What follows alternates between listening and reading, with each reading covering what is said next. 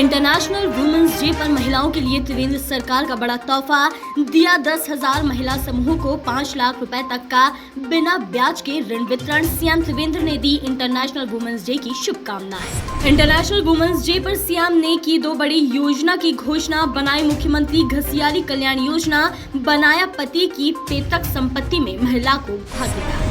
चीन और नेपाल सीमा पर खुलेंगी 11 पुलिस चौकी। उत्तराखंड पुलिस में एसआई और कांस्टेबल भर्ती की प्रक्रिया जल्द ही शुरू होगी। भर्ती होंगे 167 एसआई और 2000 कांस्टेबल।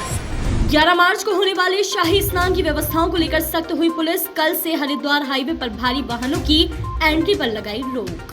महिला दिवस पर राज्यपाल ने 51 महिला कोरोना वॉरियर्स को किया सम्मानित। राज्यपाल बेबी रानी मौर्य ने साड़ी बैंक का भी किया शुभारंभ। वित्त सचिव अमित नेगी का दावा, कहा अप्रैल में उत्तराखंड को 500 नए डॉक्टर और मई में 1200 नई नर्सें मिलेंगी। उन्होंने कहा कि करीब 250-300 मेडिकल के छात्र पीजी में हैं। अगले 2 साल में विशेषज्ञ डॉक्टर की कमी भी दूर हो जाएगी।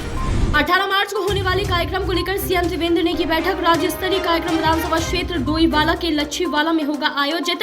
केंद्रीय राष्ट्रीय राजमार्ग व भूतल परिवहन मंत्री नितिन गडकरी भी होंगे शामिल। जमरानी बांध परियोजना निर्माण खंड ने डूब क्षेत्र के लोगों की सुविधाओं के लिए लगभग 400 करोड़ रुपए का प्रस्ताव हो तैयार। बांध निर्माण से क्षेत्र में रह रहे 979 लोग हो रहे प्रभावित। सरकार ने बजट में इसके लिए 240 करोड़ का रखा प्रावधान। उत्तराखंड में ठंड का कहर जारी। चारधाम सहित पिथौरागढ़ की ऊंची चोटियों में हुई बर्फबारी। 11 मार्च तक राज्य के कई हिस्सों में ओलावृष्टि, तेज हवाएं, बर्फबारी और गिर सकती है बिजली।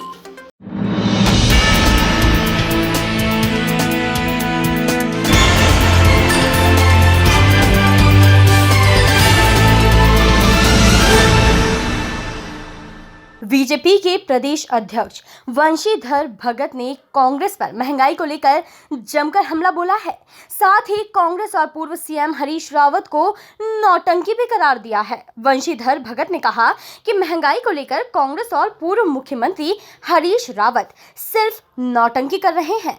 उन्होंने कहा कि बेशक डीजल और पेट्रोल के दाम कुछ बढ़े हैं, लेकिन महंगाई अभी उसी स्तर से बहुत दूर है जो कि कांग्रेस के कार्यकाल में रही है। उन्होंने कहा कि अंतर्राष्ट्रीय वित्तीय संस्था बार्कलेज का अनुमान है कि वित्त वर्ष 2021 से 2022 में भारतीय अर्थव्यवस्था 8.5% की ग्रोथ रेट से बढ़ेगी। पहले इसने 2021 से 2022 के लिए 7% ग्रोथ रेट का अनुमान लगाया था, क्योंकि दुनिया की दूसरी सबसे अधिक आबादी वाले शहर में कोरोना के मामले कम हो रहे हैं व आर्थिक गतिविधियां तेज हो रही हैं।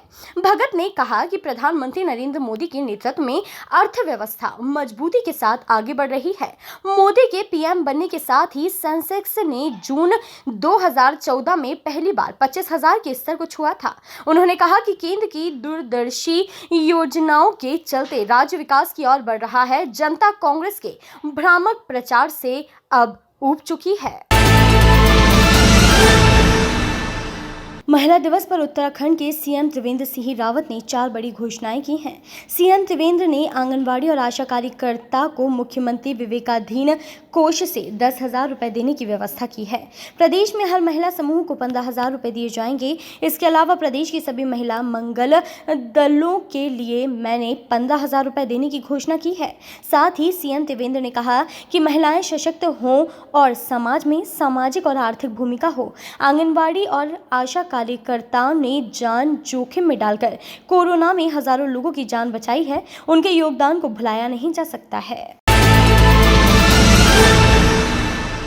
अंतर्राष्ट्रीय महिला दिवस के मौके पर राज्यपाल बेबी रानी मौर्य ने राजभवन स्थित प्रेक्षागृह में 51 महिला कोरोना वॉरियर्स को सम्मानित किया।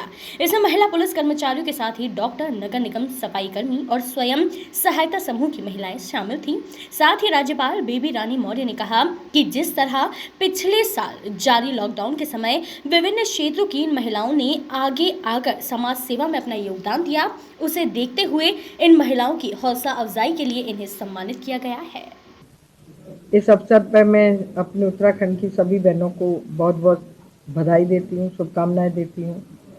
इसके साथ जो हमने आज ये कार्यक्रम किया कोरोना वॉरियर्स का, तो मुझे उनके जो अनुभव अभी मैं जानबूझ के साझा किए, मुझे लगा कि इनको भी किसी को सुनना चाहिए। एक साड़ी बैंक का भी आज हमने एक उद्घाटन किया है। जो गरीब बहनें हैं जिन पर साड़ियाँ नहीं होती हैं, वो बेचारी कई बार तरसती रहती हैं कि कोई हमें अच्छी साड़ी होती तो हम शादी में पहन के जाते या कहीं और फंक्शन में जाते।